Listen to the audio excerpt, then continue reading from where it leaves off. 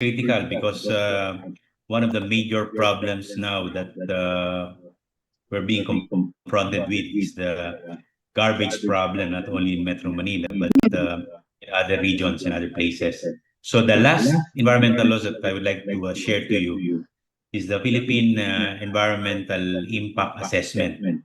So this is critical because when you practice your law and some industries will approach you to seek legal advice. So this is a requirement before that industry can start operation and start their project. They need to secure this environmental compliance certificate from the DNR. Otherwise, they will be if they do not secure this permit, then they will be ordered by the government to stop their construction. Okay. Who's that? Hello? Can you inform that person? He's distracting me.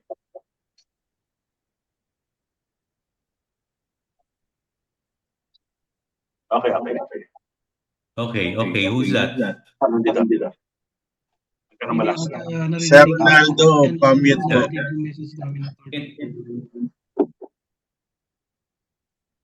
You're lawyers. You should be respecting your professor. You should listen. Okay. So I'll be starting with the Clean Water Act.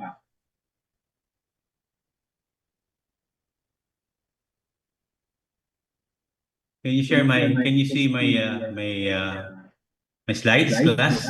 Yes po, attorney. Okay. Yes po, attorney. Okay. So this Philippine Clean Water Act. You will be asking me, why is there a Clean Water Act? What is the relationship of this Clean Water Act to the Water Code? Plus, yung Water Code, it pertains to the allocation, utilization, and disposition of water resources. So meaning to say, if you are applying for water permit, Tesoro, can you mute your audio?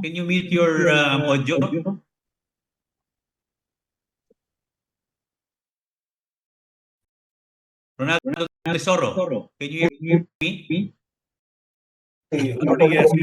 I will respond the other. I cannot hear you. Can you leave the class if you cannot mute your audio?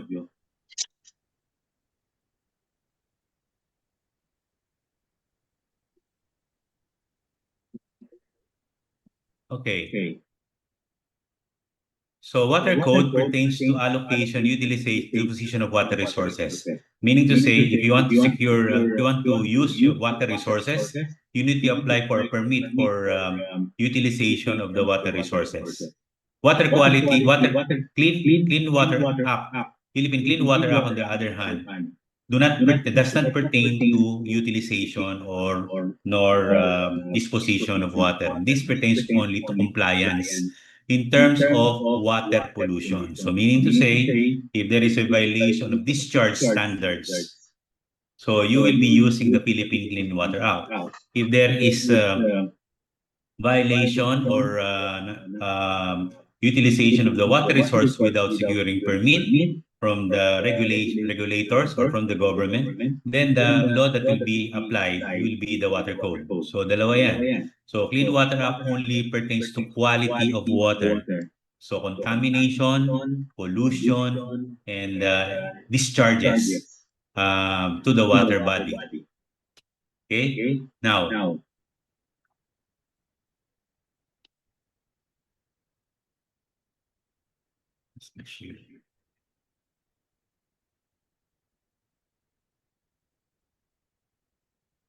okay.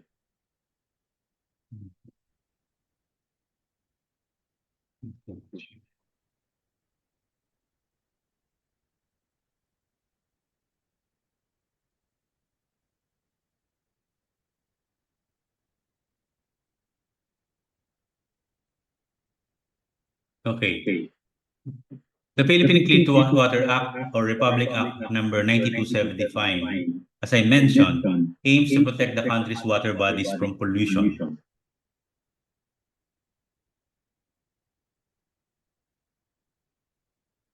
from land-based sources, the industries and commercial establishments, and agricultural community household activities. So any class, any discharge that will be directly placed in the water body, this is the concern of the Philippine Clean Water Act.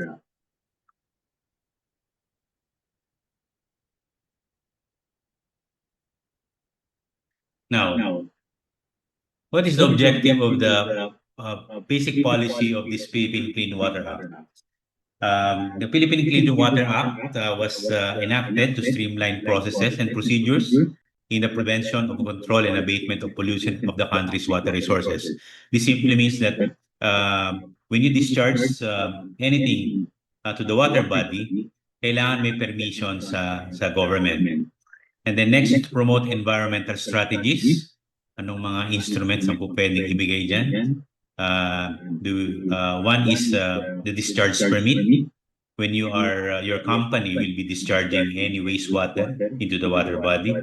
And then to formulate holistic national program for water quality management, provide comprehensive management program, and promote public information and education to encourage participation in water quality management and monitoring.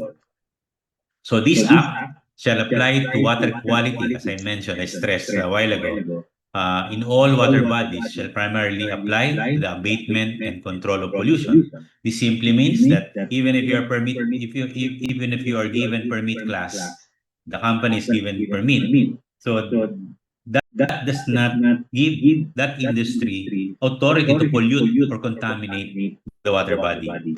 So later on in the presentation, you will know that even if you have discharge permit, if you violate the standards required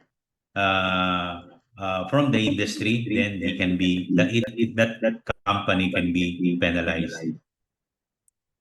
So water quality management area. So under the Clean Water Act, it is required through regulation that the DNR in coordination with the NWRB shall designate certain areas as water quality management area using appropriate physiographic units such as watershed, river basins, or water resource regions. So tinatawag nating WACMA class. Ito yung from ridge to the water body. So hindi mo pwedeng tingnan lang yung water body as a water body. So you need to see the source of the water. I'm specifically referring to the watersheds. So when we declare the water quality management area, this covers not only the water body but the upstream area where the water is emanating.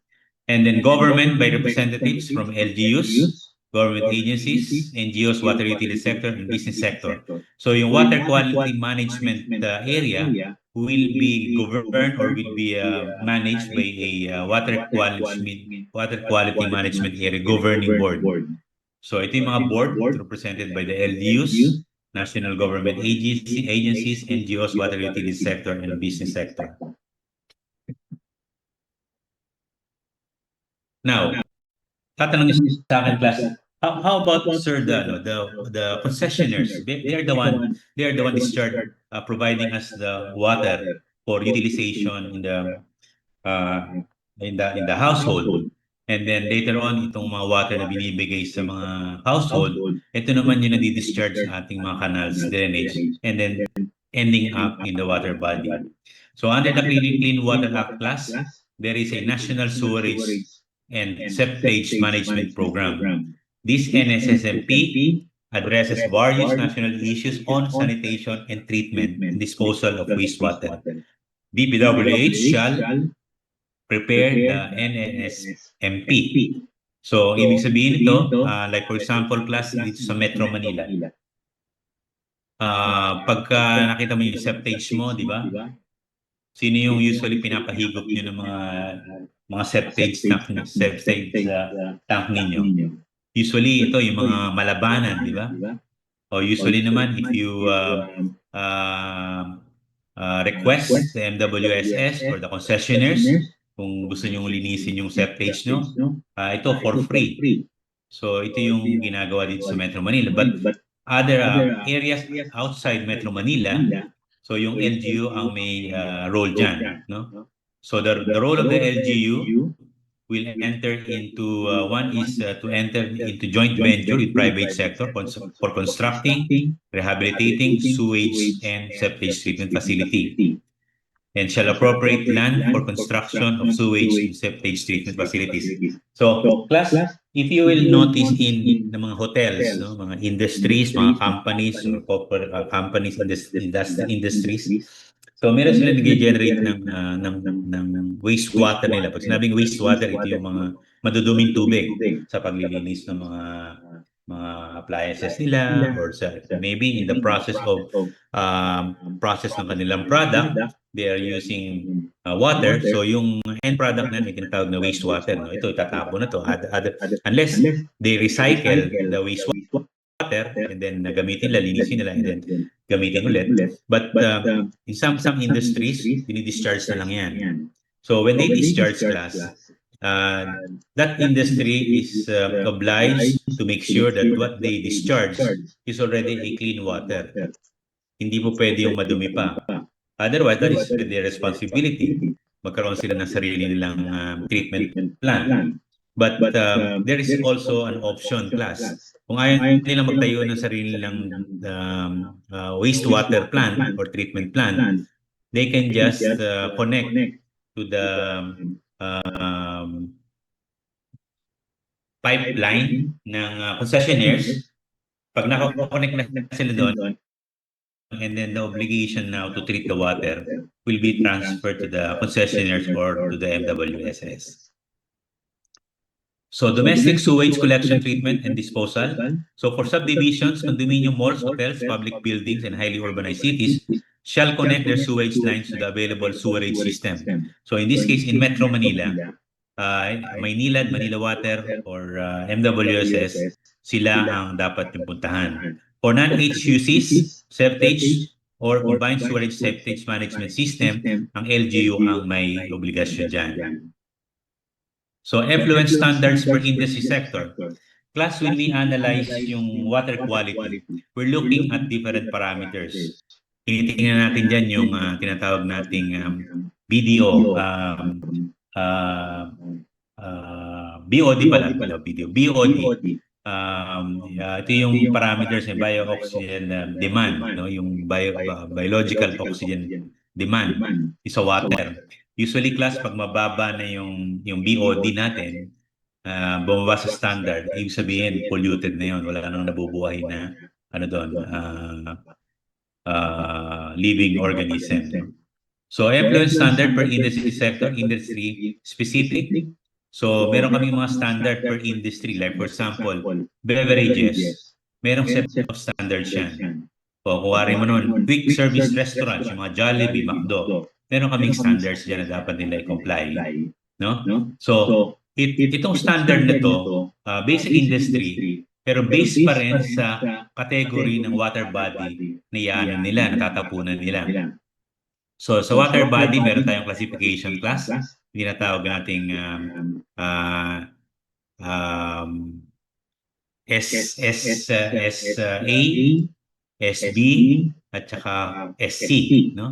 Pag sinabing SA class, yung A meron, ang tinatawag dyan, parang drinking water na, pwede yan. Pagka SB naman class, ito yung fit for swimming. Pagka class SB, fit for swimming yan, or recreational, no? Mga beach, mga SB yan. Pagka class SC class, hindi pwede paliguan, ito yung mga discharges ng mga industries. Okay? Now, as I said, ito yung mga parameters natin. Yung COD, ito yung kabaliktaran naman ng BOD. So usually, pagka mababa ang BOD, polluted. Ibig sabihin, mataas ang COD niya. Pagka naman ang COD ang mababa, ibig sabihin, mataas ang BOD, yung sabihin hindi pa siya polluted. So yung pH, ito yung acidity na tinitingnan natin. Itong settable solids, ito yung mga buhangin or ano ba yung mga solid particles na nandyan. And then suspended solids, oil and grease, and coliforms. Class, ano yung coliform? Ito yung mga galing sa mga CR. So, ibig sabihin, pagka mataas ang coliform natin, ibig sabihin, yung mga dumi sa CR ng mga establishment, dyan na pupunta. So, pag mataas ang fecal coliforms or fecal coliform, ibig sabihin ito yung dumi ng mga hayop, dumi ng mga tao na napupunta directly sa water body. Now, wastewater charge system. So, payment to the government for discharging wastewater into the water bodies. Plus, if you go around, makikita mo dyan, every day, pag naglalakad ka o napupunta ka dyan, nakikita mo may mga discharges, di ba? Yung mga industries, nagdi-discharge sila. So, kayo, pagka student at law, you will ask yourself, ito ba'y may permit? Ito ba'y may discharge permit? Kung wala, pwede nyo silang isumbong sa DNR para matingnan kung meron silang mga permit to discharge their wastewater. Kung wala, pwede silang makasuhan ng DNR, pwede silang patigil yung kanyang pag-discharge. So, sasarado namin yung treatment plan nila dyan. So, every day, you should be observant class. Tingnan nyo, baka may mga nagtatapon dyan ng mga wastewater nila na hindi treated, then that is a violation of our regulation. So, as I said, lahat na nag-generate ng wastewater, they need to secure discharge permit. Now, ano yung mga prohibited act class? Ito, dapat makita nyo rin if you want to specialize in environmental laws. Ito yung balikan ninyo. So, ito yung mga pinagbabawal na tinatawag nating prohibited act. So, pag nangyari to, they can already be penalized or administratively liable. So, discharging, depositing directly or indirectly into the water bodies. So, hindi ka po pwede. Anybody ay hindi authorized to discharge unless they secure a discharge permit. Second, discharging, injecting, or allowing to seep into the soil that would pollute groundwater. O, class, kuwari mo, hindi nga sa water body, pero ginamit mo yung wastewater mo sa farm, dinamit mo sa lupa, tinapon mo. So, hindi po pwede yun. Although we are specific to the water body, pero ang problema dyan, yung groundwater mo, connected din sa water body yan. So, if you discharge or inject untreated wastewater sa soil, then there is a strong possibility that the groundwater may be contaminated. Operating facilities that discharge regulated water pollutants without a valid permit. Ito yung sinasabi ko na pagka nakita nyo na may nagdi-discharge, i-assume nyo dapat may permit. Kung wala at madumi, sumbong nyo agad sa DNR. Unauthorized transport or dumping into the sea of waters of sewage sludge or solid waste. So ito yun, konektado sa may later on sa RORA 9003, yung pagtapon ng mga basura sa water body, bawal yan. So makikita natin, pinagbabawal sa Clean Water Act at pagbabawal din yan sa Solid Waste Management Act later on. So pag na-violate nyo itong activity, itong prohibited act na ito, you can be penalized under the two environmental laws. So one is under the Clean Water Act and the other is sa Solid Waste Management Act. So walang double jeopardy dyan, class, because two laws provide specific penalty for violation or commission of this violation. Disposal of potentially infectious medical waste into the seawater by vessels. So, yung mga, usually pagka nakikita nyo sa Manila Bay, may mga cruise ship dyan. So, pwede nating makita yan. Kasi yan ang nangyari dyan. Minsan, dahil walang mapagtapunan dito sa land areas, nag-resort sila sa water body, tinatapon yung basura. If that happens, class, and if you witness such act, please, it is your responsibility to inform the government agencies concerned regarding this violation. Kasi medical waste to. It will not only contaminate the living organism in the water body, but perhaps baka yung mga communities, when they nagtampisaw sila doon, baka sila yung makontaminate din.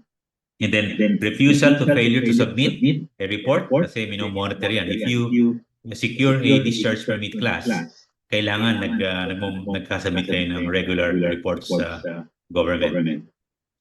And then, anong violation penalties? Ito yung sinasabi ko. For the prohibited acts that I have just mentioned, ito ang penalty. One-time penalty, 10,000 to 200,000 per day. So, ibig sabihin, kung nag-violate ka, so meron kang 200,000 na babayaran. Usually, one time, but depende sa facts of the case, kung may delivery talaga, and talagang nakakasira ng environment, then pwedeng per day yan. So, depende sa discretion ng Pollution Adjudication Board later on. So, failure to undertake cleanup operation, ito yung mga class, if you witness yung mga oil spill, o kaya naman may mga nagtapon, o yung nagtapon ng basura. So, prohibited act yan, pwedeng kupitan ng one-time penalty. And then, kung wala pang pera yung at urgent na i-clean up na, so the government can still undertake the cleanup at the expense of the culprit or yung violator. Later on, i-charge sa doon. I-reimburse yung nagastos ng government doon sa nag-violate. And then, aside from that, both sa admissive penalty, pwede silang ma-imprison, no? Imprison, and pag nakasuhan sila sa court, imprisonment and damages. And then, such failure results in serious injury, loss, life, or irreversible water contamination, malaki-laki ito. 500,000 per day and imprisonment of 6 to 12 years imprisonment for those responsible. It could be the manager or the CEO and so on. So if there is an order from the court class to undertake such activity and hindi sumunod yung industry, then it could be considered a gross violation. So pwede silang mapatawan ng penalty na 500,000 to 3 billion. Okay, so ito yung mga ginagawa natin. If you will be charged for violation of this act, then a notice of violation will be issued. And then in the notice of violation, nakalagay doon technical conference. This notice of violation technical conference will comply with the requirements of due process.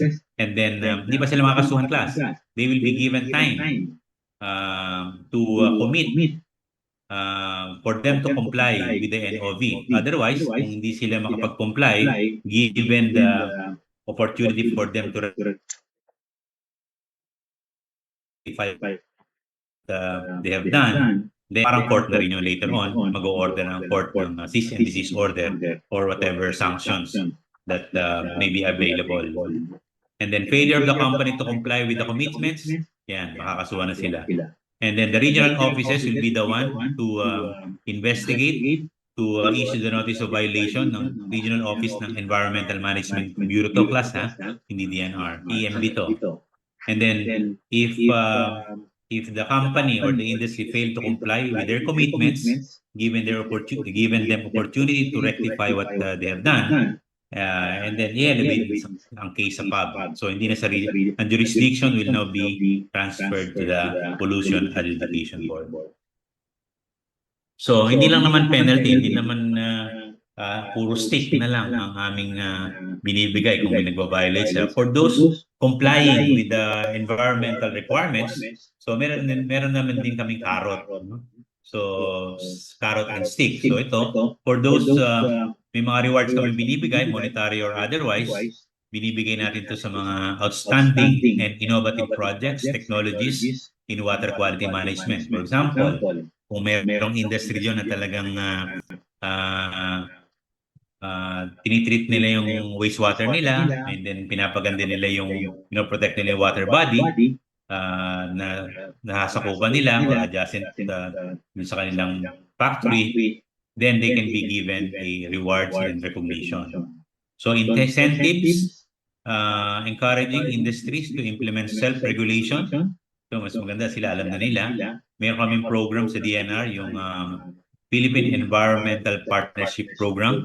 So binibigyan namin ng leeway yung mga industries to comply, and then tinutulungan namin sila para makakomply sa environmental requirements. Basically, ito class ang Clean Water Act. So later on, pagka nagpa-practice na kayo ng law, so ito yung gamitin nyo pag nakita nyo merong pollution. So class, when you witness mga contamination of water body, may nag-discharge dyan, nag-undertake ng pollution. So the main regulations that will apply, class, is the Clean Water Act. Okay? So we proceed to the next environmental law. Ito yung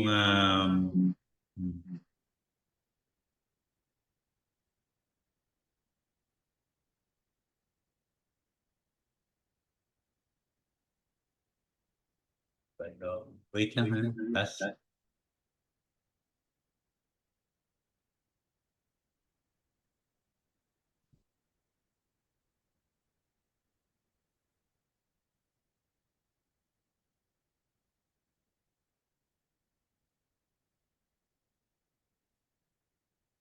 Dali lang, ha? Alam kung paano gagawin dito. Ito na.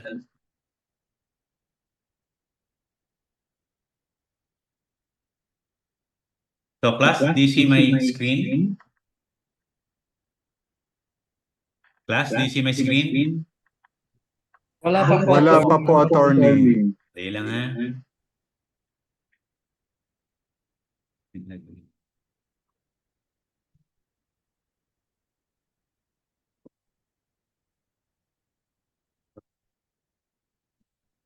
Class, may polling question. Yung mga car wash, kailangan discharge permit? Of course. Diba sabi natin, lahat ng nagdi-discharge, lahat kahit na lahat na nag-generate ng wastewater. So, lahat na nagdi-discharge, either sa land or sa water body, they are required to secure permit. Dati class, meron kaming DAO, yung DAO 37, Department Admissive Order 37. May exemption ng volume. But now, under the Clean Water Act, lahat na, wala na exemptions. Kahit maliit lang yung volume ng discharge mo, you are required to secure discharge permit if you will discharge your wastewater into the water body. Okay? Share.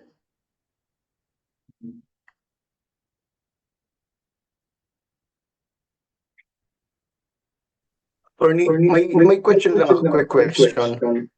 Okay, no question. Huwag na kayo mag-question.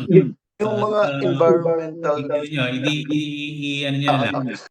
In the interest of time, class, you just text your question so that we can provide answer later on because we have limited time. Apat pa ito. If you have time after nitong 4 laws, then just write your questions and we will answer together. Okay? Do you see now my screen? Yes. Yes po, attorney. Attorney,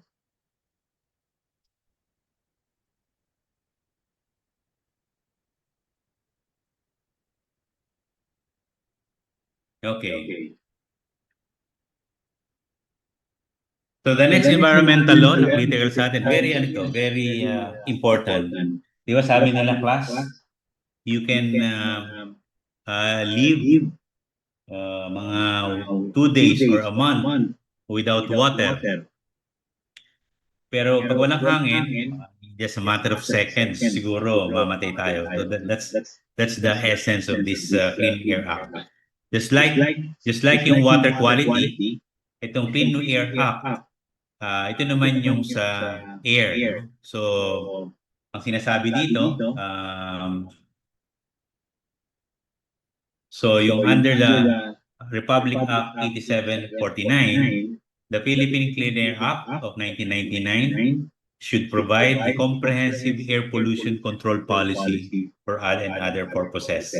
So, ibig sabihin, like yung sa Clean Water Act, nobody is authorized to discharge their wastewater into the water body. In the same manner, class, Clean Air Act, nobody is authorized also to discharge their emission to the environment. Kasi hindi mo siya ano siya, dahil it will endanger the health of the public if you will be emitting unclean air or emission. Nakikita niyo sa mga factories class, yung mga black smokes dyan. Yan. Pag nakita niyo yan, you need to, as a responsible citizen, you bring this situation to the government for action. Now, what are the principles of Philippine Clean Air Act?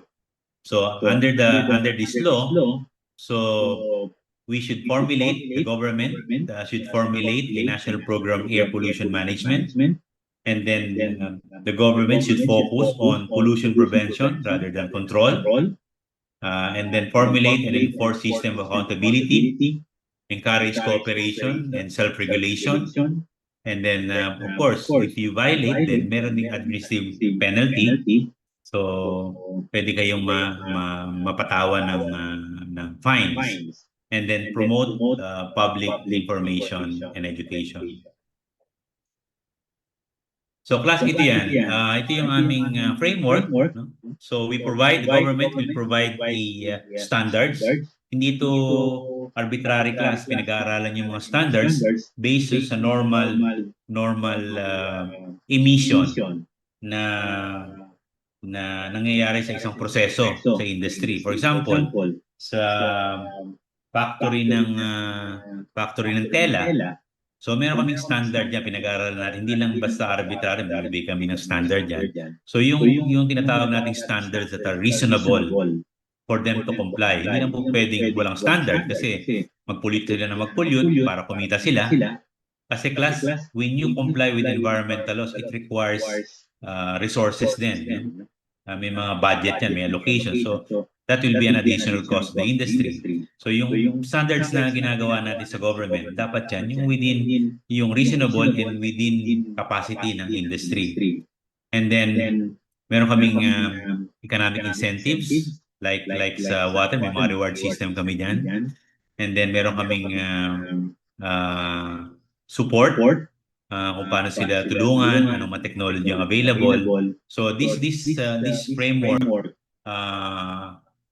ay ginagawa natin for one objective really, that is to reduce the emission of the industries. Now, how do we monitor? How do you monitor the air quality in Metro Manila and other areas outside Metro Manila? If you happen to see this kind of infrastructure, ito yung tinatawag nating Air Quality Monitoring Information Network. Nandyan yan, sumasagap yan ng hangin, sumasagap yan ng mga pollutants. And then i-report niyan, real-time plus to. So naka-real-time to sa DNR, kung ano yung doon, kung ano yung status ng air quality, nalalaman natin. So there are areas na merong indicator, no? Sinasabi kung ano healthy, yung air quality sa Metro Manila or Quezon City. So dati ginagawa natin, hindi ko lang alam ngayon kung meron pa yan, kasi nasira. But basically, nakukuha namin yung air quality so that we can relay this to the public para alam nila kung kailan sila pwedeng mag-face mask kung masama na talaga yung hangin.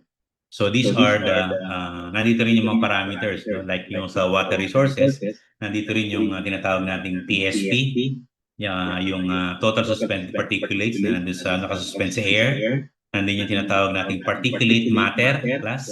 Ito yung maliliit na mga hindi kita sa mata but pumapasok to sa ating ilong, and then it goes directly to our lungs, no? So ito yung maiipon dito sa lungs, and then sometimes dumidiretso sa blood veins natin that can cause heart attack or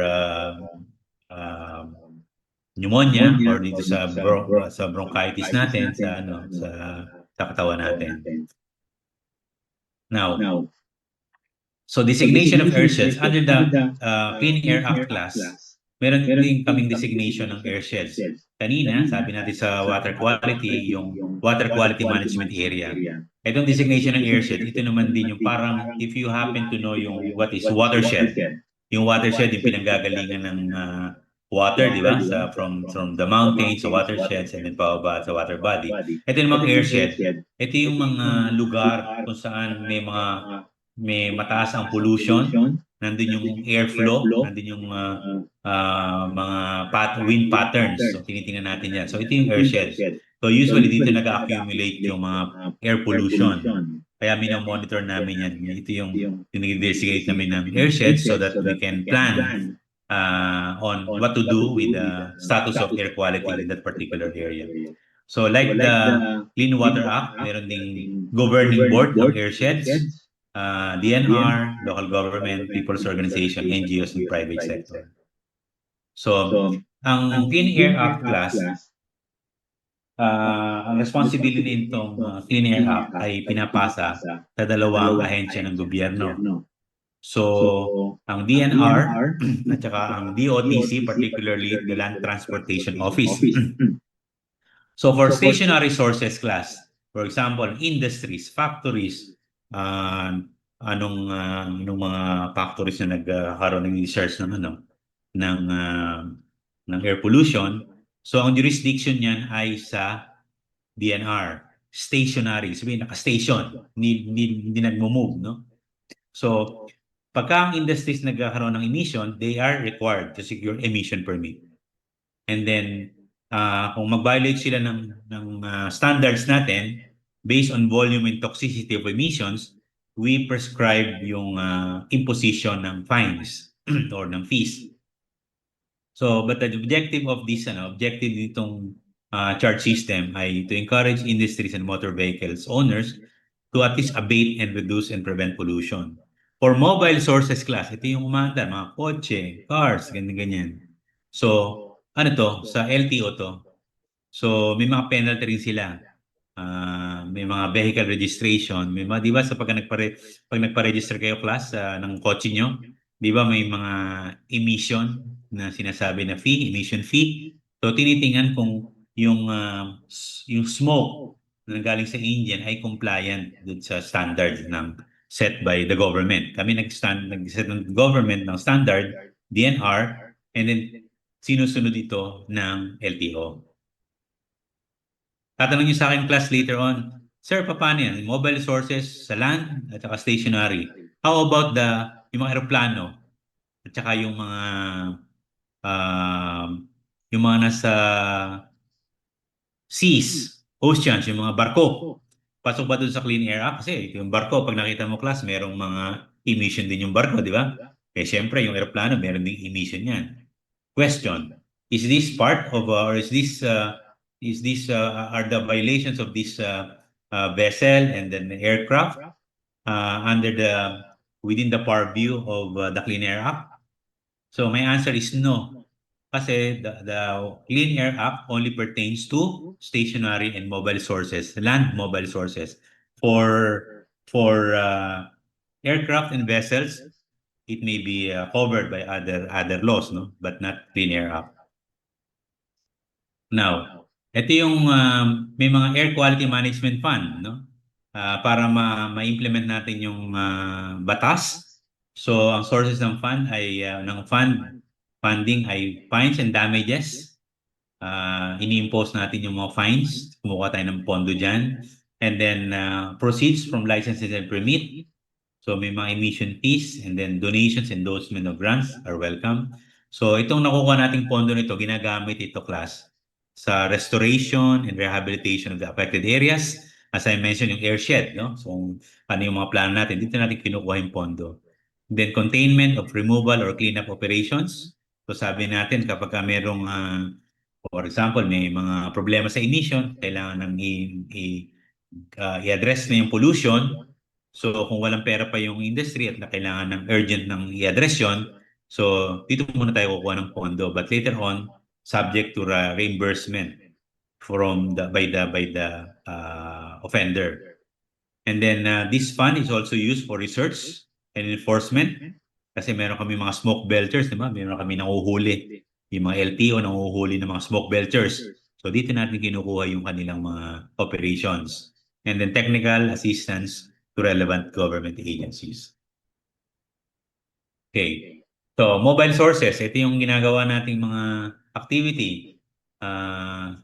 LTO to. Ayan. Type of approval of new motor vehicles.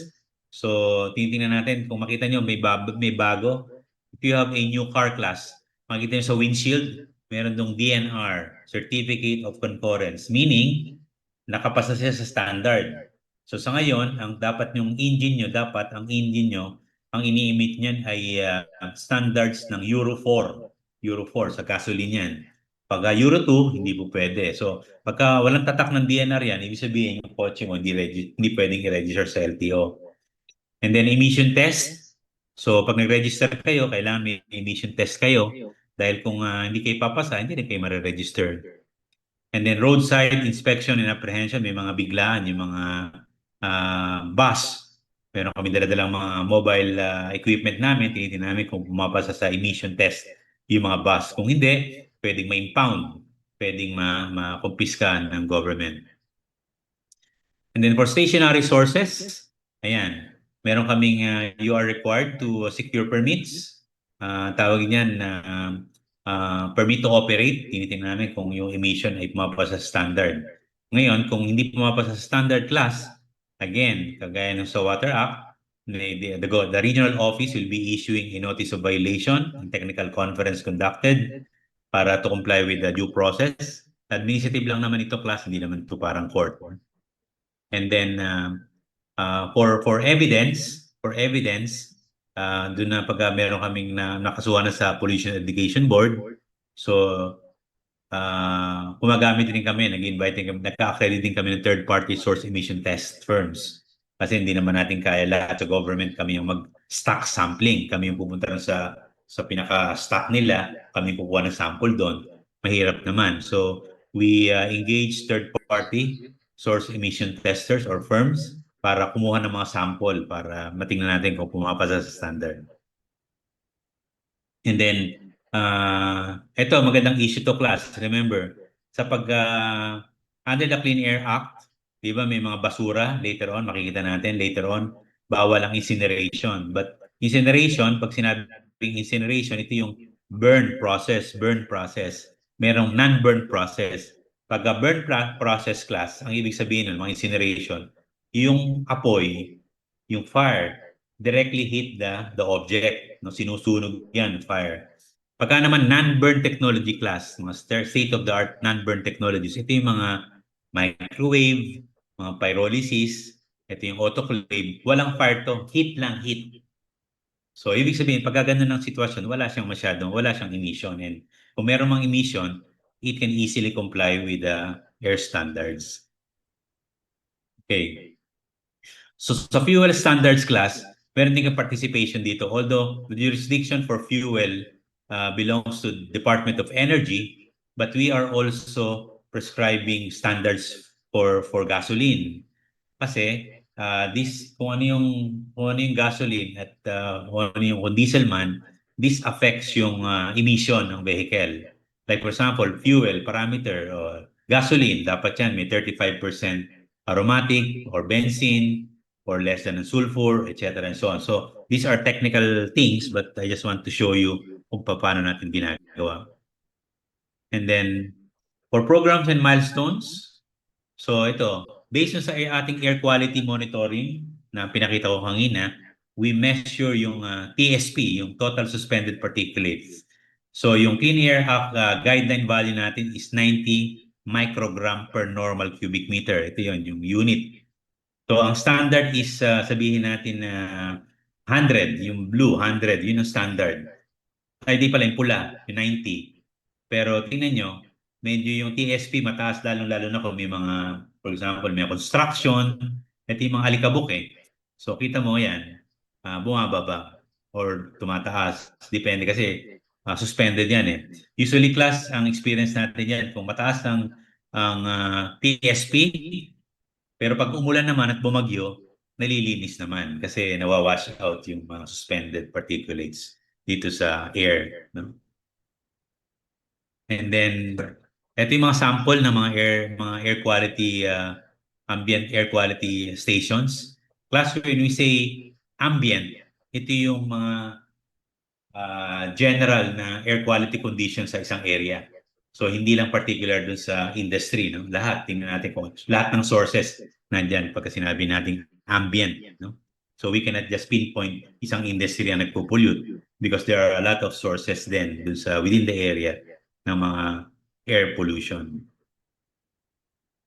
So ito yung mga ginagawa nating activity under this program. Tapos may mga apprehension sites along EDSA. Be careful class kung nag-smoke belching kayo, medyo hindi condition yung sasakyan nyo. So then there may be opportunity or chances na mahuli kayo ng mga MMDA dyan or DNR. Okay? Yan yung mga third-party emission testing centers. So ito, control of air pollution from open burning. So yan, later on makikita natin kung anong pinagbabawal. So kasi itong mga basura, nag-i-emit din ng mga toxic fumes. So yung mga basura dapat hindi sinusunog. So class, if you're in your barangay and then you will notice that your barangay, instead of bringing your waste into the landfill at sinusunog, then pwede niyong i-call yung attention ng local government units na hindi pwedeng magsunog, open burning dyan sa area niyo. So takutin niyo para i-address yung mga garbage problem dyan. Okay, so ito lang yung konting pwede ko ma-share under the Clean Air Act. So we proceed now dito sa next law. Ito yung Solid Waste Management Act.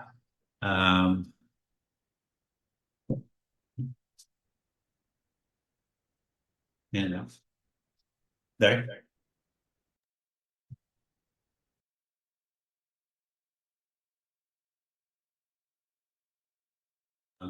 Okay, so may dalawang law pa tayo. Pwede mag-break muna tayo ng kahit na 5 to 10 minutes. And then, tingnan nyo kung may mga question kayo, i-text nyo na lang kay Attorney Leones and then later on siguro we can provide answers to your questions. Okay, 5 to 10 minutes, please. Let's have a break, class. Thank you po, Attorney.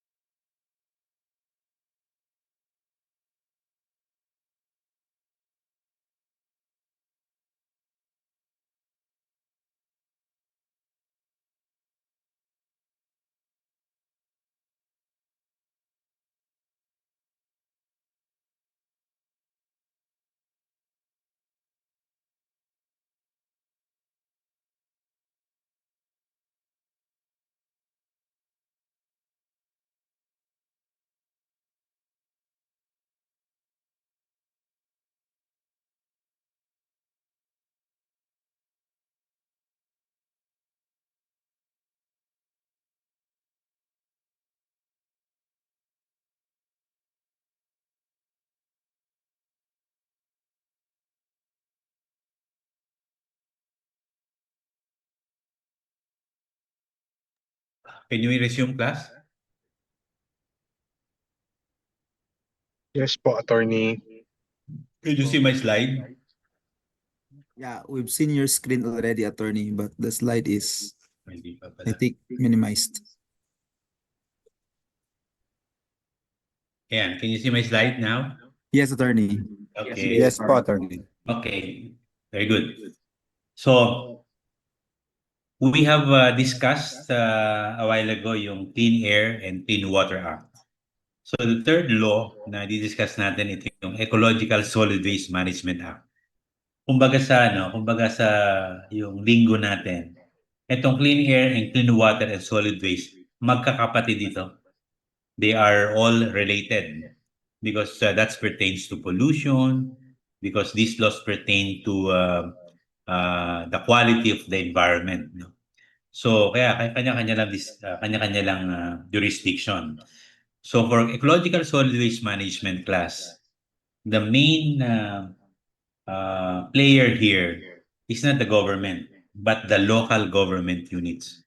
So meaning to say, if you are in your barangay and then your solid waste management ay nagiging problema sa lugar ninyo, you do not go to DNR, you do not go to other agencies, but you go directly to your local government units because if they will not act on these things, mga garbage sa locality ninyo, then you can charge your local government officials for negligence, neglect, or not complying with the requirements of this law. Yung tinatawag natin Ecological Solid Waste Management Act or Republic Act 9003. So ano ba ito? So what is Ecological Solid Waste Management? So ngayon, if you look at the environment, so makikita natin dito may baha, di ba? May baha.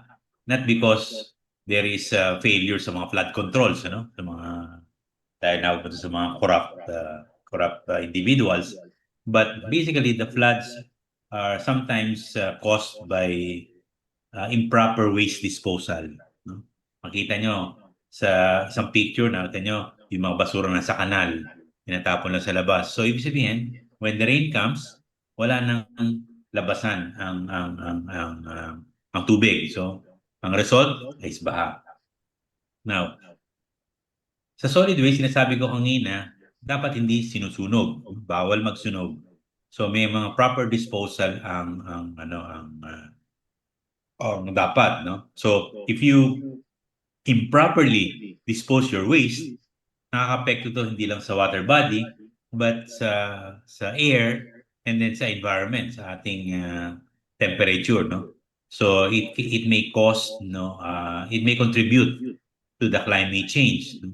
So pag na may climate change, sabihin mainit, kakaroon ng mga situation na umiinit yung kapaligiran because of this burning, no? And then, ano ang basura? Ito, basura sa kalinggo natin, basura.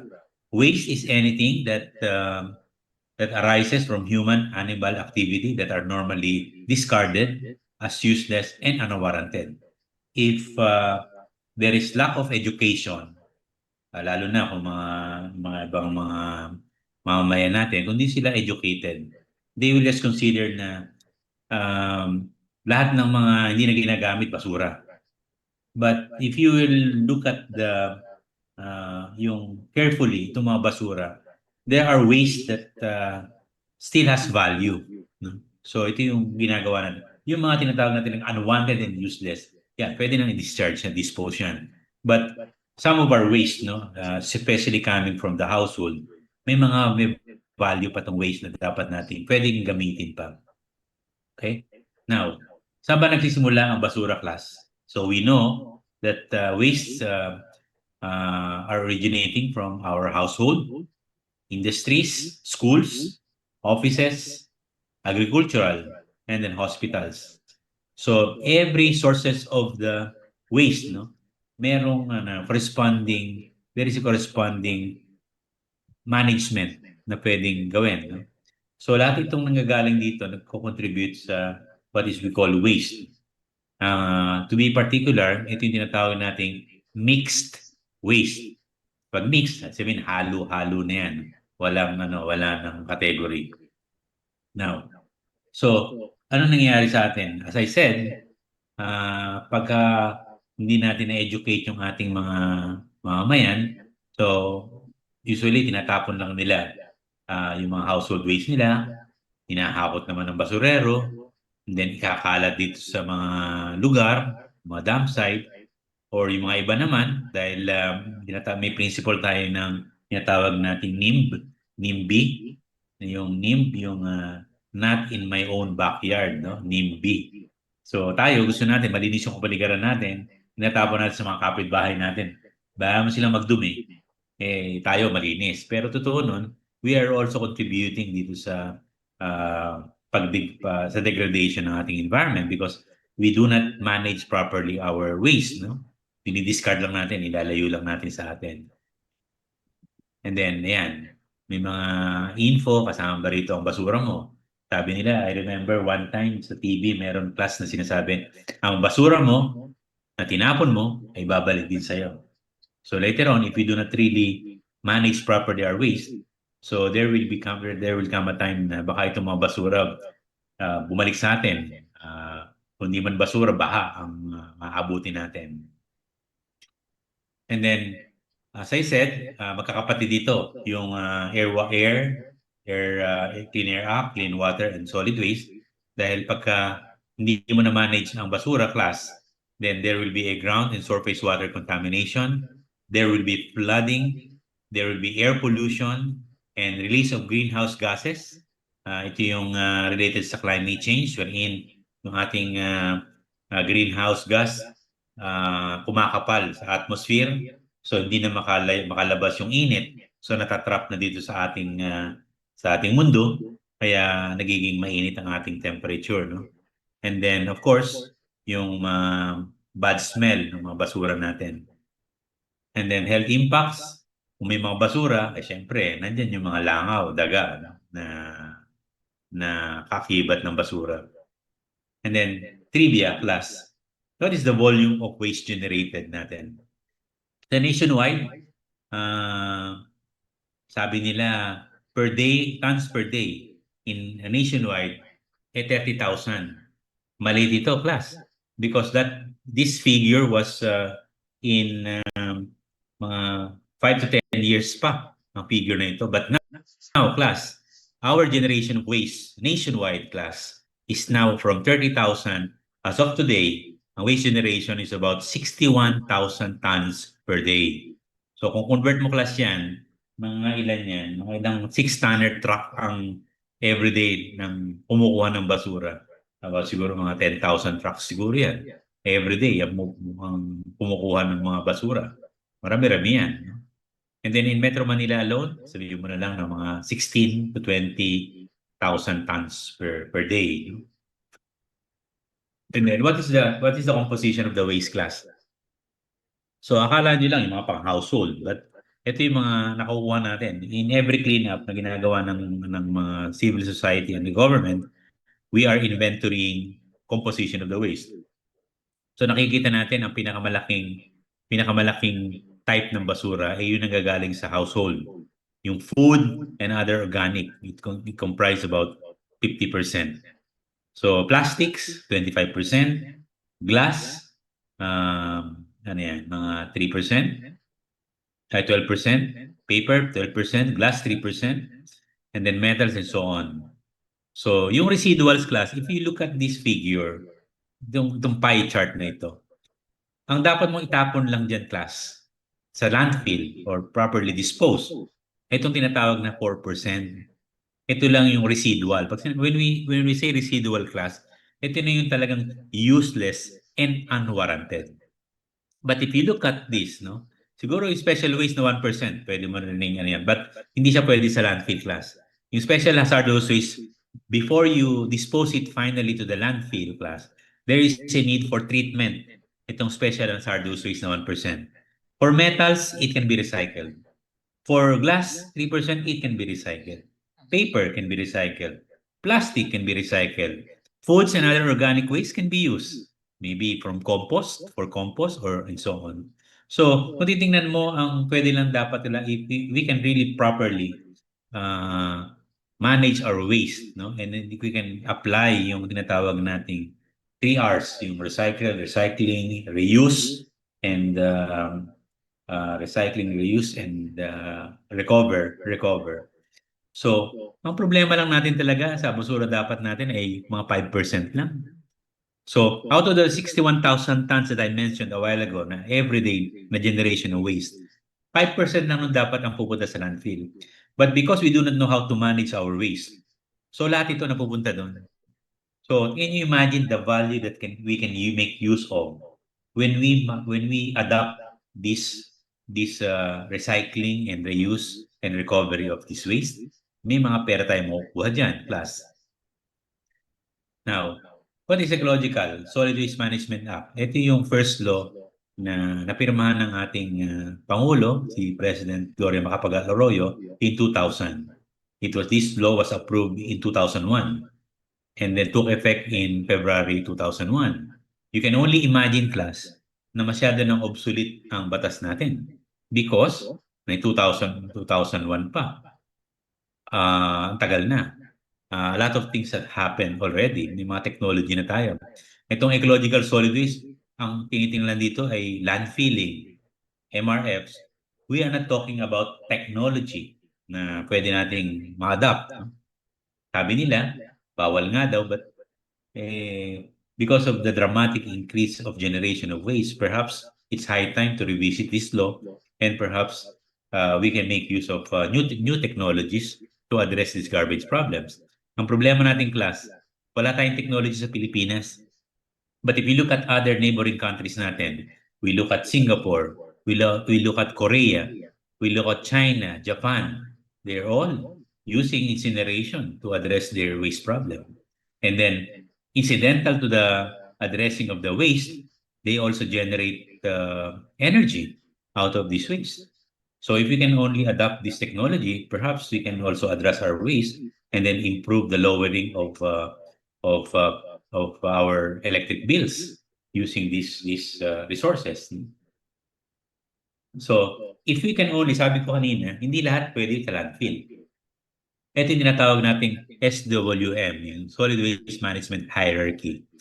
So, ang gusto nating mangyari in addressing our solid waste management, tingnan natin yung mga wastage natin. If we can avoid, then try to avoid it. Ito yung general rule natin, avoid ang pag-generate ng waste so that we can manage our waste. But if we cannot avoid the generation of the waste, then we go to the next lower hierarchy, yung reduce. Di ba? Reduce. Bawasan natin. Maybe we can, in terms of packaging, makita nyo, yung pag bibili kayo ng mga regalo sa Japan or sa ibang Korea, ang liliit ng product pero lalaki ng package, gagaganda ng package. In the Philippines, they can do that because they have their way of disposing their waste. Sa atin, pag ginawa natin yan, maliit ang product, malaki yung packaging, hindi dami nating mga problema sa basura. One instance is sa Shopee, Lazada, class. Pag bumili ka ng Shopee, ang liit ng product. Pero ang balot naman, saksakan ng laki ng plastic, yung bubble plastic. Tapos may kahon pa yan, may plastic pa. So, can you imagine the wastage of these companies para magdala ng product liit? So, yun yung dapat natin So, reduce. And then if you cannot apply the reduction of the waste, gamitin natin, reuse natin, ulitin natin. Kung may mga garbage na, like example, baso, hindi na ayaw mo na gamitin, edi pwede mong i-reuse. And then, dun sa mga, like for example, paper, plastic na nagamit na, we can recycle. Then we can recover. And then for special waste, we can treat. And then finally, the residual, it goes directly to the landfill. So ito yung hierarchy ng solid waste management. Then, what are the requirements ng N9003 class, ng batas? Ito ang dapat niyong matandaan, class, because if your local government unit or barangay will approach you, attorney, paano ba mag-comply sa solid waste? Ano ba ang mga dapat na gawin dyan? So, class, these are the requirements of the 9003. Number 1, there should be a mandatory segregation source. So, sa household pa lang, class, dapat maayos na segregate na yung mga nabubulok, di nabubulok, di ba? Yung mga gamit pa, ito yan. So, ito immediately immediately. Kaya remember, one-time class in your subdivision, may mga araw na pwedeng kunin ng plastic, kunin ng mga nabubulok, kunin ng hindi nabubulok. Pag nakita nyo ng isang kolektahan lang ng LGU dito, walang segregation at source. So, ibig sabihin, they may be violating not only the LGUs but the household are violating this provision because there is a mandatory segregation at source. So what is the source? Ano at source? Yung household. Yung LGU naman di man pinokolekta, so pinagsasama-sama din. So it is a violation. And then your local government unit or barangay should have established MRFs, Material Recovery Facility, to facilitate composting, recycling, and use. So, yung MRF, dinadala yung mga bote, dyaryo, garapa, dyan dinalagay. And then, tinitingnan kung paano maibenta, magamit. So, they can generate income out of this recyclable product dito sa MRF. And then, segregated collection. So, ito yung sinasabi ko kanina, dapat ang LGU, hindi ka kumokolekta ng mixed waste. Dapat yan merong category. Nabubulok, hindi nabubulok. Tuesday, Thursday, nabubulok. MWF, dapat hindi nabubulok. Dapat ganun. And then, closure of all existing dump sites. Class, ito yung maraming, ito yung kung saan na tinatapon, may nagtapon ng isa, tapos doon na lahat magtatapon. That is open dump sites. The proper way of, proper area where you can dispose your waste should be in the landfill, not doon sa open dump site. Because in landfill class, may scientific construction yon, may mga plastic doon sa ilalim, may mga control ng pag-leachate ng tubig. Pero itong open dump sites, if you do this, lahat ng mga katas niyan ay pupunta sa lupa and then later on sa groundwater. So, ito yung sinasabi ko kanina doon sa Clean Water Act na you are discharging disposing your waste sa lupa, and then may mga katas yan that will affect the groundwater. So if this is the case, class, the LGUs can be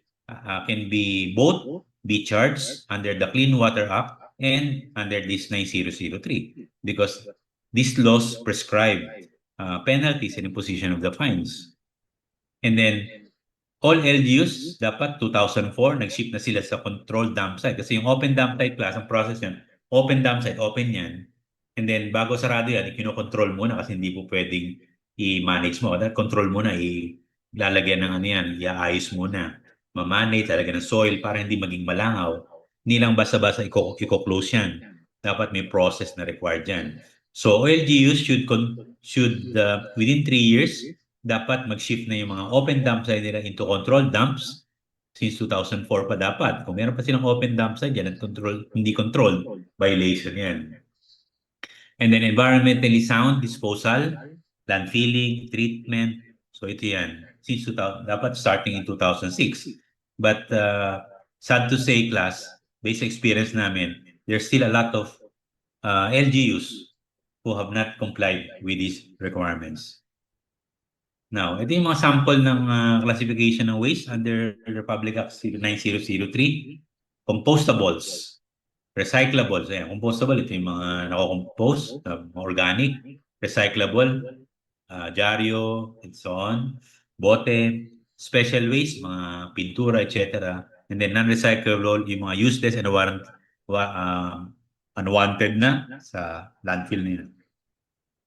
So, compostable waste, ayan. And then recyclable, special waste, and then residual waste, ito yung mga sachets, diapers, yan. So saan na to? Wala nang paggagamitan dito talaga. So kailangan saan na to? Sa landfill na lang. Okay? So ito yan. Just to give you parang situation na nangyayari kung sa pagkokolekta, no? Yan. From the trucks, kukunin yung segregated, barangay level, and then sa MRF. Okay. Now, material recovery facility, as I mentioned a while ago, ito yung lugar wherein you place your bottles, newspaper, unused newspaper, and so on.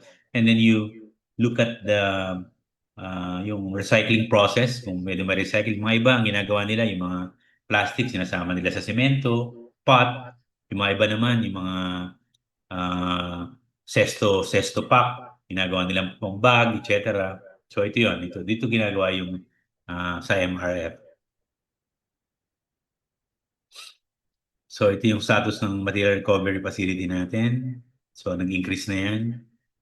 And then, ito yung mga typical na materials recovery facility natin. Yung mga talagang they are investing because kung hindi nila gagawin yan, yung mga local government unit, nagkano yan, na pwede makasuhan. But hindi naman lahat ng LGU individual magkakaroon ng MRF.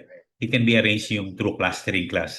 So, kasi when you operate MRF, dapat may mga capacity yan, may mga requirement. Minsan, hindi na nagagamit yung MRF because konti lang yung dumarating ng mga recyclables dyan.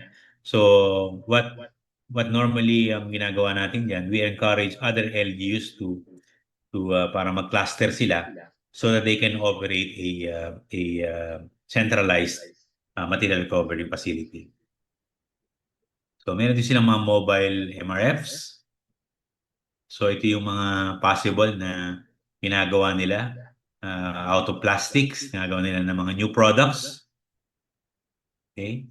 Instead na itapon. So, sabihin, there is value. If you are able to collect it and then process it into another product, then it can generate additional income to the barangay or local government.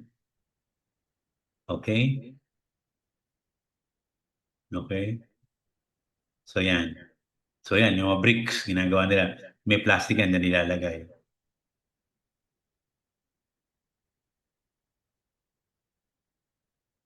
So, ito yung mga trivia pa, no? During the Earth Day, sinasabi natin, sa bawat isang toneladang recycled na paper, o recycle kasi kung itatapon mo lang yan, and then di mo recycle, so ibig sabihin yan, 7 puno ang ang pinuputol mo, but sa bawat isang toneladang recycled na paper ang recycle mo, so nape-prevent mo yung pagputol ng puno. Sa 7 puno na 7 taon ang naililigtas. For PET bottles, nakaka-recover tayo ng polyester, yung sa t-shirt, yung pampakitam ng t-shirt, ginagamit sa jacket and fill ng mga tapes. At saka yung PET bottles yun, if you're drinking Coke class, so yung pagka ang bottle, yung cup niya ay itim, so ibig sabihin recycled yung plastic. So ibig sabihin yung recycle na yun, kinrust, kinat, and then pinrases ulit, tinunaw, and then ginawang bottle. So pagka ang cup ng bottle ng Coke is black, recycled bottle yon. Pagka pula, ibig sabihin virgin plastic yung ginamit doon. Ibig sabihin bagong plastic. Okay? And then aluminum can, yan, pwede sa 90% saving sa enerhiya at sa tubig. So ito yung landfill, kaya sabi ko, yung open dump site kanina class, hindi pwedeng basta-basta iwanan yan. So dapat yan, open dump site tapos i-control muna yan. Kailangan hindi yan mag-trash slide, hindi guguho. So may mga prosesong ginagawa to close an open dump site. Okay? And then gagawin yan, dapat maayos. Pagka magbagsakan ng basura, tapos tatambakan mo ng soil, meron kang deodorant dyan, deodorizer, para hindi bumaho yung yung basura diyan. Dati sanitary landfill, hindi ba? Yan. May mga proseso diyan, may mga requirements, may mga standards. Okay? So ano yung like the two laws? Ito yung mga fines and penalties din. Ayan. So any person who violates section 48, yung pagpatatapon ng basura sa prohibited act, may 1,000. So maliit lang siya, 300 to 1,000. Usually LGUs ang mag-i-impose niyan. Usually yung ginagawa nila pag may mga nag-litter ka, nagtapong ka, pwede kang pakantahin ng national anthem, or pwede kang community service, or kung wala talaga, magbayad ka. Okay? So ito yung mga batas na sinabi ko kanina ng mga pagtatapon. So, additional penalty of imprisonment of minimum period of 1 year but not exceed 3 years at the discretion of the court shall be imposed for second or subsequent violation ng mga prohibited act. So, Merong 10,000 to 200,000, and then 100,000 to 1 million. So, pwede rin naman yung mga companies, no? Like Clean Water and Clean Air, if the offense is committed by a corporation, partnership, or any juridical entity, duly recognized accordance with law, the CEOs, president, general manager can be penalized. So hindi sila yung representative ng corporation na nag-violate. If the offender is an alien, he shall be, after service of the sentence prescribed above, be deported without further administrative proceedings, and then fines herein prescribed shall be increased by at least 10% every 3 years. So tumataas na yan. And then to end, ito yung sinasabi natin, each and everyone's help is much welcome. Our environment, which is the basis of life, must be protected, saved, and sustained. This is our collective challenge. Okay, thank you. So that is, so more or less, alam niyo na yung clean air, clean water, and solid waste. My last discussion will be a very important law din, dahil for development, operations, and so on, you cannot start operation unless you secured the necessary permits. Ito yung tinatawag nating environmental compliance certificate. Plus, you have to be very listen kasi ito na yung mga nangyayari sa kapaligiran natin. Kung walang mga, like for example, reclamations, they're looking now at yung mga tinitingnan nila kung lahat ba ng reclamation ay may ECC. O yung latest ngayon, yung sa mga flood control, they're now asking us, they're asking DNR if itong mga flood control may mga ECC ba ito. So ano bang ECC na to? So you should be knowledgeable and informed about the requirements of this law. Okay?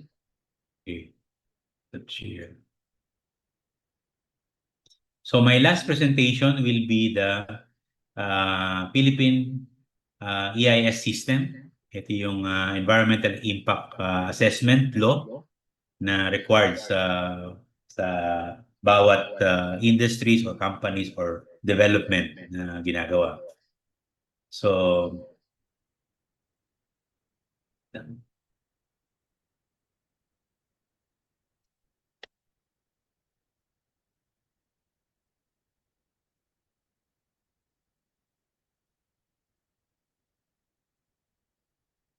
do you see, class, my presentation? Yes po, attorney. Okay.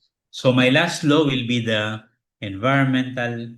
Philippine Environmental Impact Statement System. So ano ba itong batas na to? This law was enacted to attain and maintain a rational and orderly balance between economic growth and environmental protection. Lahat ng industries natin, lahat ng companies or corporation class, they want to gain something out of their undertaking. Yung mga iba talagang puro profit lang ang tinitingnan nila without looking at the environment. So itong AI nito, ito yung nagbabalance, class. So if you want to do business in the Philippines, you should be conscious to also to protect the environment, because economic growth will not be sustainable unless there is environmental protection. Okay? So this policy is achieved through the sustainable use, management, renewal, and conservation of the country's natural resources, including the protection and enhancement for the use of the present and future generations. So this AI system, tinitingnan natin kung paano mabalance na in a way na what we are enjoying now, what resources we are enjoying, what environmental conditions we are enjoying now will be enjoyed by the future generations. So ito yung kahalagahan nitong batas na ito. Okay. Now, anong legal framework ng EIA system? So nag-start tayo sa LOI 594, establish the administrative system of the environmental impact assessment. And then, ito yung old environmental policy natin, PD 1151. 1977 pa. The Philippine Environmental Policy declared the urgent need to formulate intensive integrated program for environment protection. And then last, ito yung PD 1586. Ito yung ginagamit natin. This provides the procedure, the process required, the permitting, the review and evaluation of the project. So and later on, what's the permit that will be issued by the government to say that we have studied the possible impact of every undertaking. Okay?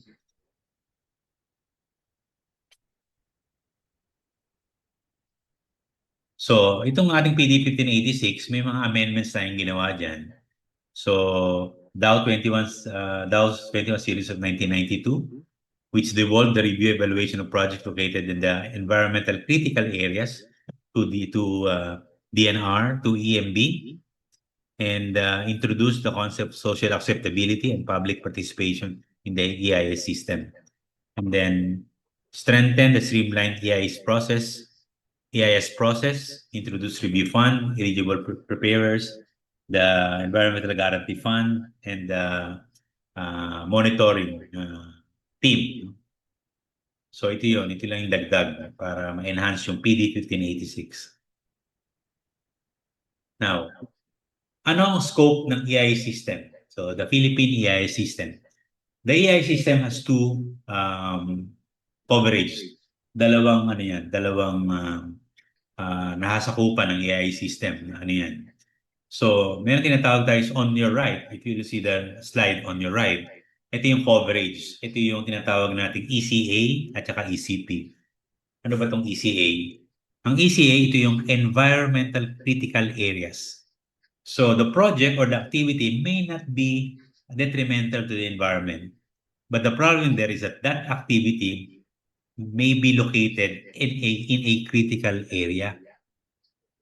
So even if, for example, kahit na hindi masyadong makakasira, pero because of the operation or undertaking of such activity, baka masira yung area. Like for example, mga protected area na nandyan yung mga critical biodiversity.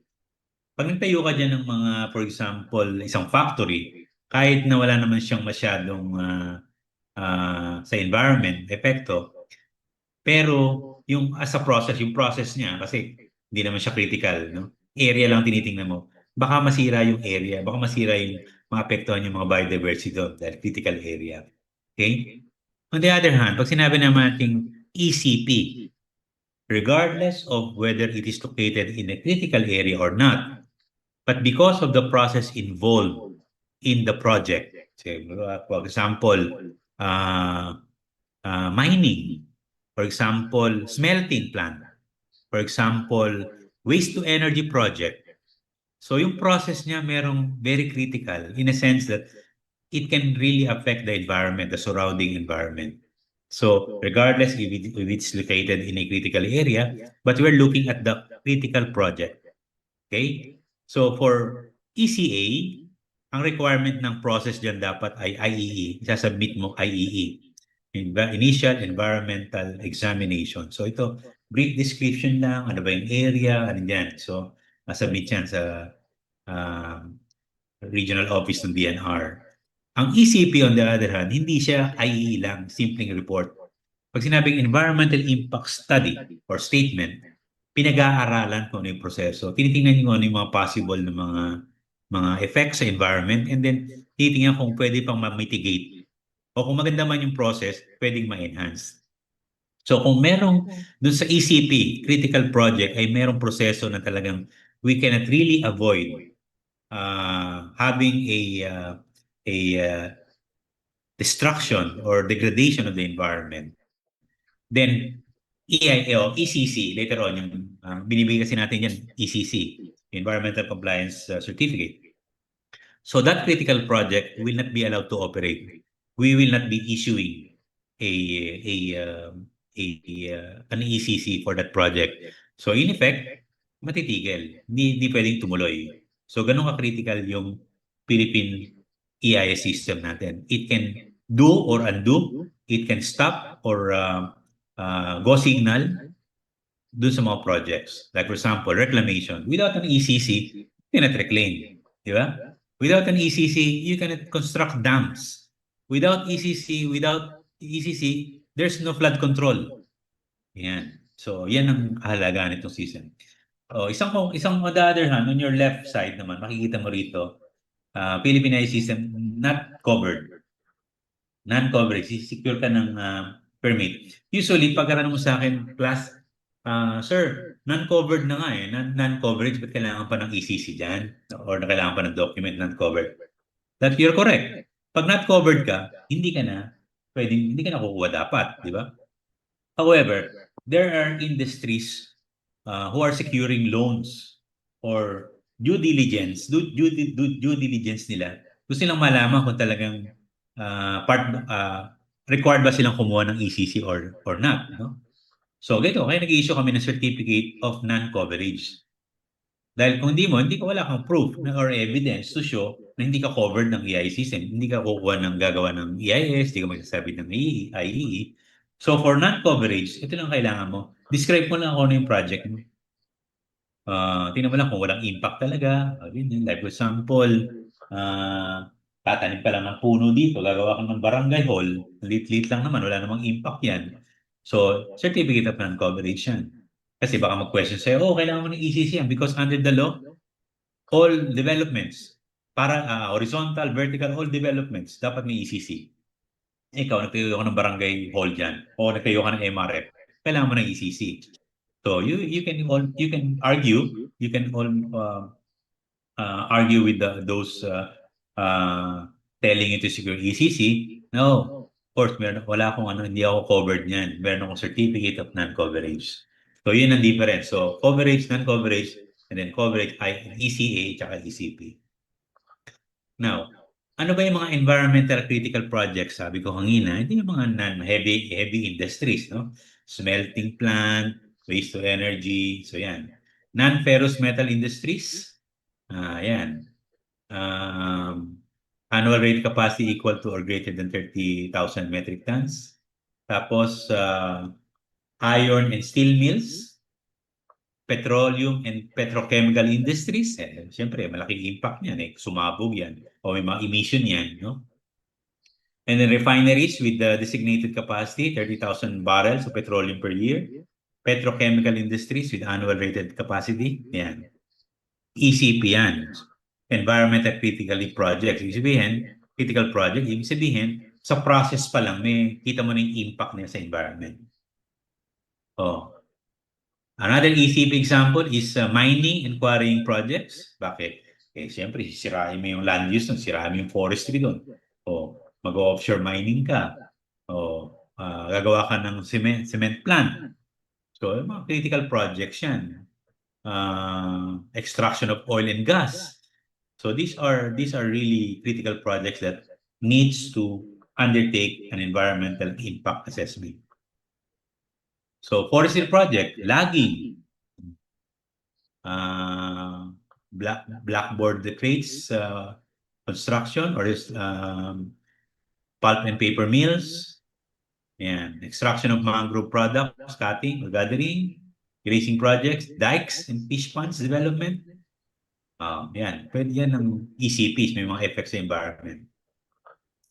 Another major infrastructure projects, dams, power plants, thermal plants. So major reclamation projects, tunnels and bridges, so ECP yan. Another is major infrastructure. Golf courses, sa mga nag-golf. Pag nag-construct ka ng golf courses, dapat ECC yan, EIA yan. Hindi yan critical, hindi yan IEE lang. Full-blown environmental impact assessment. Ano naman yung critical area? May mga project na sa within critical areas. O nasa wildlife ka, protected areas, wildlife reserve, sanctuaries. Hindi ka basta-basta magtayo ng gasoline station dyan. Habitat endangered threatened species. Unique historical archaeological areas or places. With scientific interest. I see areas of the communities, tribes. Critical slopes, aquifers, water bodies, mangroves o coral reefs, hindi ka po pwedeng basta-basta. Kailangan these are critical areas na regardless of what activity, tingnan dapat yung impact nito sa area.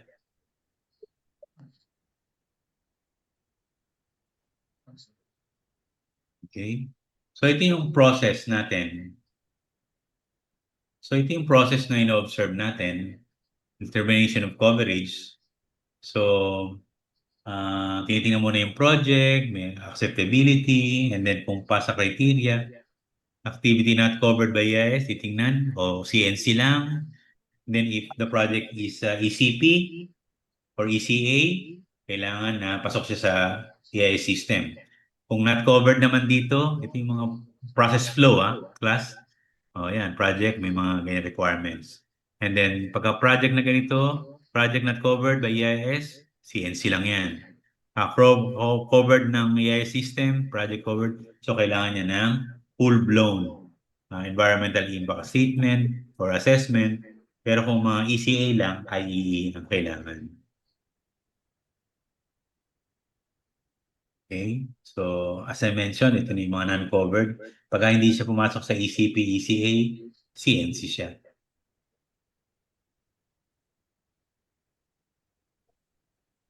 So under the Dow 9637, criteria for non-coverage, ito yan, dinefine na namin. Kung ang location conform to the approved land use, employment, mas mababa lang sa 20. And then technology use, appropriate will not use toxic hazardous waste, may size. Ang effluent niya dati, ito hindi na to. Dahil lahat, under the Clean Water Act, lahat na nadi-discharge dapat ay mag-secure ng permit. Ayan. So ito yung mga example ng Certificate of Non-Coverage class. Non-covered. Rice and corn mills na exceeding 1 ton per day. Siguro ito yung mga nasa farm lang. And then flower ornaments, backyard animal farming, sari-sari store, ano ba? Organic composting. Yan. So ito lang yung mga certificate na hindi na kailangan ng full-blown environmental impact assessment. So criteria for determining whether a project in an ECA will be required to submit. So ito yung class, very important ito. Although sabihin natin na the project is nasa ECA siya, pero tingnan din natin kung ano yung proseso ng project. For example, later on, maliit lang siya. So pwede siyang IEE lang. But during the course of the operation, nakita natin na may hazards sa environment. Then even if it's an ECA, located in an ECA class, and the project initially has no impact or adverse impact to the environment, but later on, as they operate their facility, nakita natin may mga impact na sa environment. Now you will ask me, sir, meron siyang ECC, na-issue na siya IEE. So can the government can still require the industry to undertake an impact assessment? Yes, kailangan kasi when we issue the ECC or ECA, wala pang adverse impact. But now, during the operation, nakita natin na kailangan magkaroon ng study ng tungkol sa marine environment, kung gusto nating makakita ng mapag-aralan ng hydrology, ng water body, kung kinakailangan natin ng water, ng air modeling. So yan. They will be required. Even if we initially issue a non-coverage or even if we issue an ECC under ECA, the government can still require the industry or the proponent to undertake a full-blown environmental impact assessment na i-amend na lang sa ECC yun. Okay? So ito yan, significant environmental impacts, strong public opposition, high risk to public safety, use of significant amount of highly polluted substance, and producing toxic hazardous waste. Okay? Ito. So ito yung coverage ng environmental impact assessment study. All waste disposal and now, ito yung process, no? Ano yung process natin, class? Paano ba ginagawa yung study? Very briefly. And then anyway, you can still look at it in the website.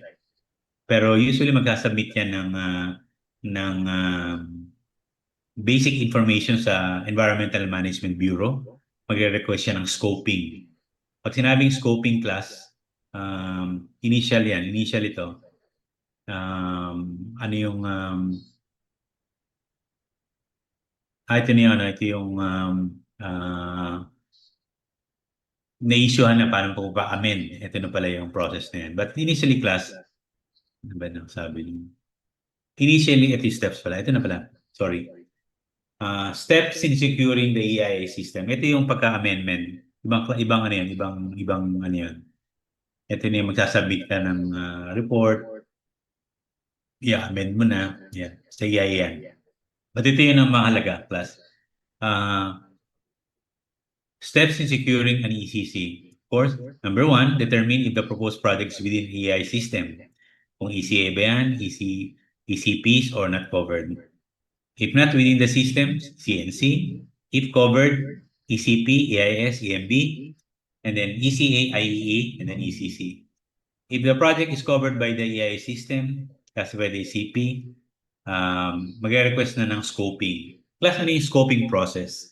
When we say scoping process, ito yung magkakaroon ka ng public hearing wherein all stakeholders will be invited and you will be discussing kung ano magiging coverage ng environmental impact study mo or assessment.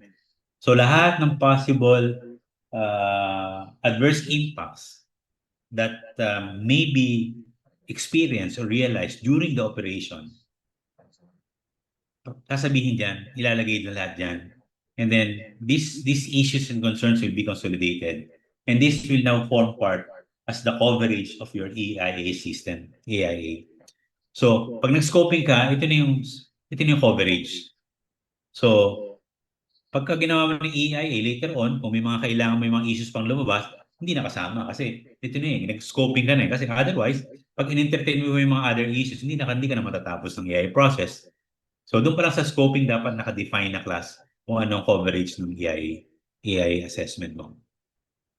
And then, after conduct of scoping process, the proponent is required to submit a signed scoping report, and then proponent, commission, and EIA preparer. So, ang EIA preparer, ito yung mga third party, ng mga experts, yung mga iba naman from the academe, mga iba, mga nag-hire ng mga consultants na familiar dito sa process, and they will be preparing the EIA based on the result of the scoping. So outside the scoping, hindi na nila gagawin yan. Pero yung mga issues and concerns na raised during scoping, this will now be the coverage of our EIA na gagawin ng EIA preparer. EIA preparer is not required class. Yung mga iba, pinagkakakitaan to dahil sila nakakaalam, yung mga industry, pwede sila magbayad. Pero if the industry will have their own experts, may mga in-house experts sila, they can be the one to undertake the EIA. Pero yung mga industries na wala naman silang capacity, then they can just procure the services or hire EIA preparers to require them to prepare the comprehensive EIS. And then kung meron ka ng EIA system class, kasubmit to sa EMB, and then re-reviewin yan, titingnan. So there will be mga review committee composing of experts again to assist DNR to evaluate whether the mitigating measures to address the issues of concern raised during the scoping are addressed properly. Sabi ko nga, pagka may mga issues and concerns na hindi properly mitigated, then that can affect the decision of the regulator or DNR whether or not to issue the ECC. Okay? So ito yun. Now, sa IEE natin, yung sa mga IEE natin, para doon sa ECA, ito yung mga examples natin.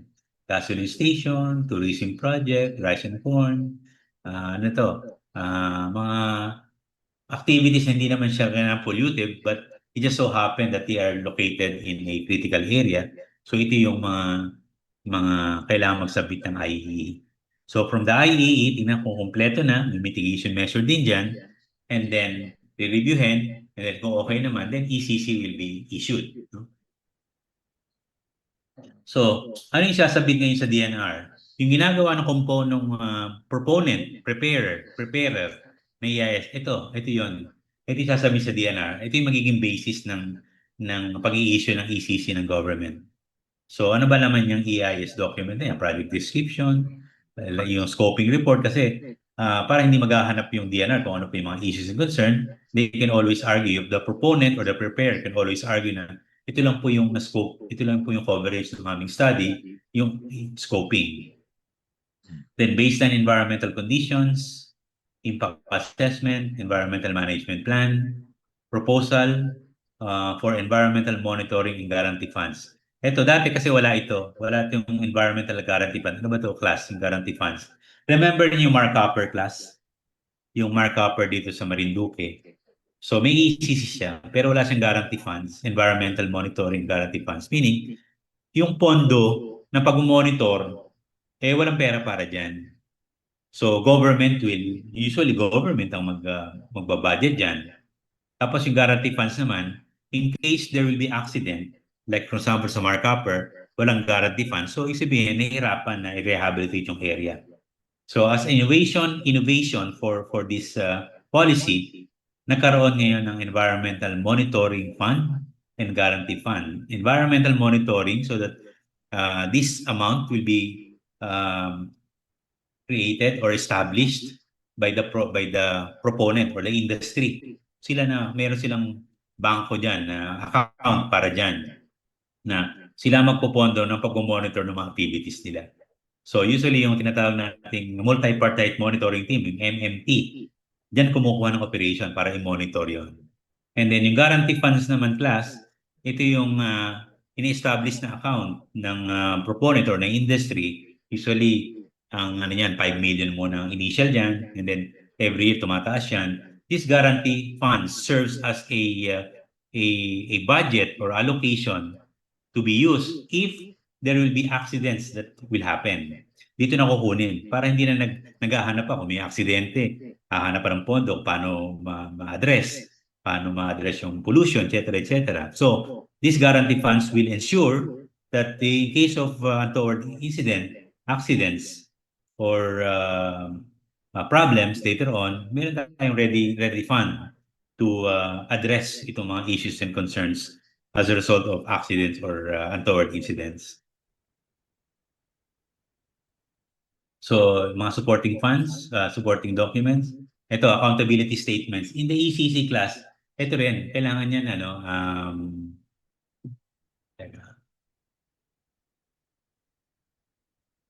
So, accountability statements, pinipirmahan niya ng proponent or minsan siguro yung preparer on behalf of the proponents para kung sakasakali man na merong accidents or merong untoward incident or merong problema, hindi na magtuturuan. Ang gagawin diyan, ina-admit na agad ng proponent na sila accountable dun sa pangyayari dun sa lugar nila. So nilalagay yan, accountability statement para malinaw kung sino yung responsible dun sa mga pag-address ng mga problema dun sa operation ng project. Okay? So, discussions on CADC, wala naman kung meron sa yung area nasa within the IP areas. Yan. Kasama rin yan. Kasama sa AIA. And then, environmental health impact assessment, isa sa mga study na nire-require when you submit your EIS. And then, risk assessment. Yan. Meron. Ito yung mga study. Kaya, ito yung mga sa mga environmental critical projects. Now, sa IAA naman, ganun sa ECA, ito, halos ganun din naman, kaya lang hindi na siya masyadong required yung mga study. So the IAA is a document required by proponents to describe the impacts, mitigation, enhancement allocated in a critical area. So ito yung kaibahan ng ECA at saka ng ECPs. Okay? Ito yung contents. Okay. IEE checklist. So madali itong IEE. Ngayon, ang ginawa natin ngayon, dati, IEE silang gumagawa, meron lang ano. Ngayon, ang gagawin natin to check whether the submission is complete, may checklist na kami. So ito lang yung checklist na to, we provide the proponent and then they make sure that their submissions will be complete if they follow itong mga nasa checklist. Ito yung mga kailangan. Okay. Okay.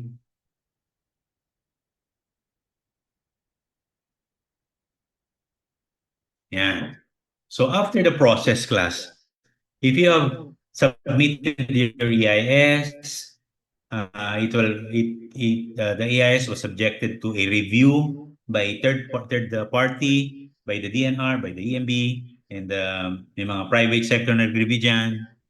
And then sa ECA naman, after submission the IEE, in order lahat, nasubmit lahat.